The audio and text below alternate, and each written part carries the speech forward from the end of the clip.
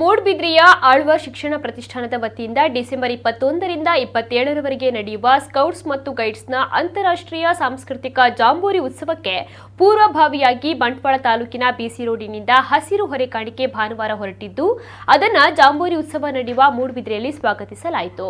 ಬಳಿಕ ಕಾರ್ಯಕರ್ತರು ಅದನ್ನು ಜಾಂಬೂರಿ ಉಗ್ರಾಣದಲ್ಲಿ ಓರಣವಾಗಿ ಜೋಡಿಸಿಟ್ಟರು. ಇದೇ ಸಂದರ್ಭ ಮಾಣಿಲ ಶ್ರೀ ಮೋಹನದಾಸ ಪರಮಹಂಸ ಸ್ವಾಮೀಜಿ ಅವರು ಪ್ರಾರ್ಥನೆಯನ್ನು ಸಲ್ಲಿಸಿ ದೀಪ ಬೆಳಗಿಸುವ ಮೂಲಕ ಉಗ್ರಾಣ ಮುಹೂರ್ತಕ್ಕೆ ನೆರವೇರಿಸಿದರು. ಆಳ್ವ ಶಿಕ್ಷಣ ಪ್ರತಿಷ್ಠಾನದ ಅಧ್ಯಕ್ಷ ಡಾಕ್ಟರ್ ಎಂ ಮೋಹನ್ ಆಳ್ವ ಸೇರಿದಂತೆ ಜಾಂಬೂರಿ ಉತ್ಸವ ಸಮಿತಿಯ ಪ್ರಮುಖರು ಈ ಸಂದರ್ಭದಲ್ಲಿ ಉಪಸ್ಥಿತರಿದ್ದರು.